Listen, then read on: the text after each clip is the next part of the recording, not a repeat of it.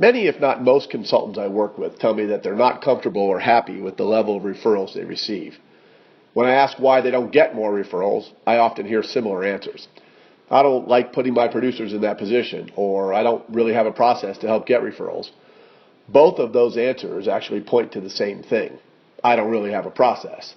And if I don't have a process, I feel funny putting my producers in that position. Our goal with this section, then, is to never have you ask for referrals at all. That's a situation that makes you look needy, and that's never attractive. The introductions process will position referrals as another service you're providing and not as a favor you're asking for. And in fact, let's take a minute and look at those two words, referrals, introductions. While a person may feel strongly about offering a referral to you, they feel dramatically different about introducing somebody to you. Introductions are often who? Well, people we're close to, friends or colleagues.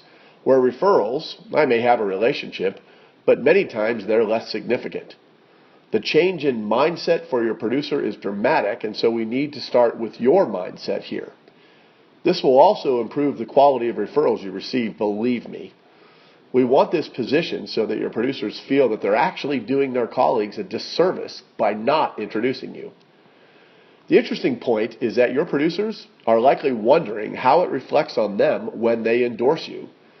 As a consultant, do you project the idea of scarcity and professionalism, or more that of salesmanship, which is really common throughout our space and industry? Moreover, who feels the accomplishment when you bring on a new producer? You for getting a contract, or the producer because of the high-level professional relationship they've just entered into?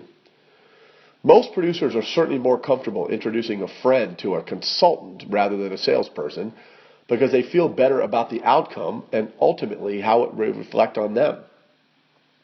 Most consultants have a pretty direct agenda the first time they meet or speak with a producer, and that is to close the sale and get a contract. Interestingly, that's exactly what producers expect. How many prospects do you speak with that seem a little less than excited the first time or two that you speak with them? Why is that? Well, their expectations are the same as always. They expect nothing different. So it's little wonder that our channel seems devoid at times of a professional and thought-out approach based on stewardship and professionalism. Can you imagine what would happen if your approach was different? We tell our consultants to use a fit process, and we'll discuss that more in Strategy 10. And very often, the producers that they work with are asking them to contract before the end of the conversation. A simple agenda with consistent and positive scripting is key. Share that script and process with your AAA and advocate producers so they'll know what to expect when they refer colleagues or friends. Think of that. If I know what's going to happen when I refer a colleague, I'm aware of the process, I know the comments and questions that will come back to me, that's a huge benefit and will lead your producers to making more introductions on your behalf. The Be Referable article is a great resource for going above and beyond expectations and forms the basis for a script that can be used for a professional and different first conversation. Keep in mind also that this introduction process is applicable in your process to recruit new producers and relationships, as well as setting the stage for referrals. Other tools will be discussed in the next several strategies.